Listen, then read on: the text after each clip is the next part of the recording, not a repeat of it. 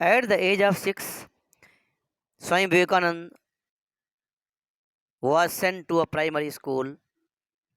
One day, however, he repeated at home some of the vulgar words that he had learned from his classmates, whereupon his disgusted parents took him out of the school and appointed a private tutor who conducted classes for him and some other children of the neighborhood in the worship hall of the house. Naren soon showed a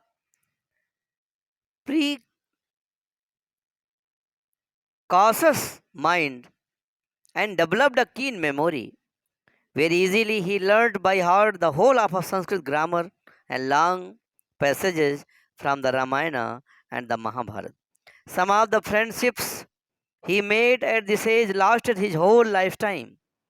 At school, he was the undisputed leader.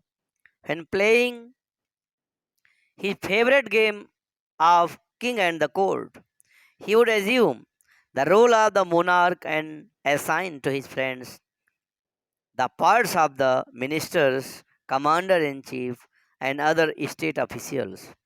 He was marked from birth to be a leader of men, as his name Narendra, Lord of Men, signified.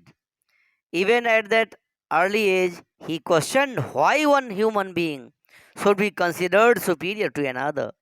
In his father's office, separate tobacco pipes were provided for clients belonging to the different castes or orthodox.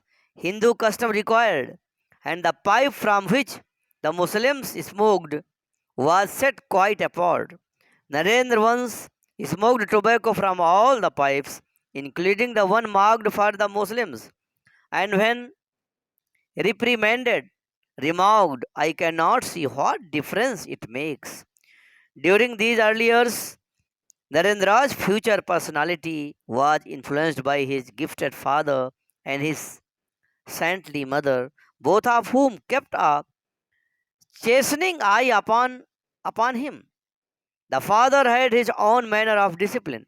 For example, when in the course of an argument with his mother, the impetuous boy once uttered a few rude words, and the report came to the father.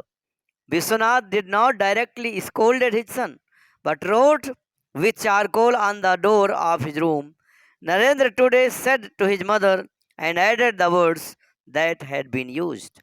He wanted Narendra's friends to know how rudely he had treated his mother. Another time, Narendra bluntly asked his father, what have you done for me? Instead of being annoyed, Vishwanath said, go and look at yourself in the mirror, and then you will know. Still another day, Narendra said to his father, how shall I conduct myself in the world? Never so surprised at anything, his father replied.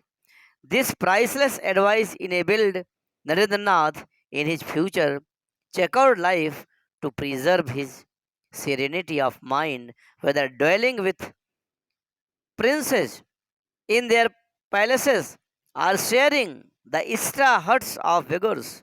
The mother, Bhuneswari Devi, played her part in bringing out Narendranath's innate virtues. When he told her one day of having been unjustly treated in school, she said to him in consolation, my child, what does it matter if you are in the right? Always follow the truth without caring about the result. Very often you may have to suffer injustice or unpleasant consequences for holding to the truth, but you must not, under any circumstances, abandon it. Many years later, Narendranath proudly said to an audience, I am indebted to my mother for whatever knowledge I have acquired.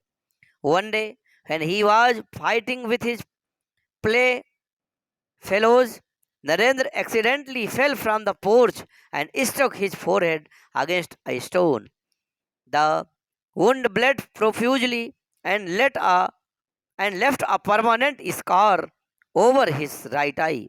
Years later, when Ramakrishna heard of his accident, he remarked, in a way, it was a good thing.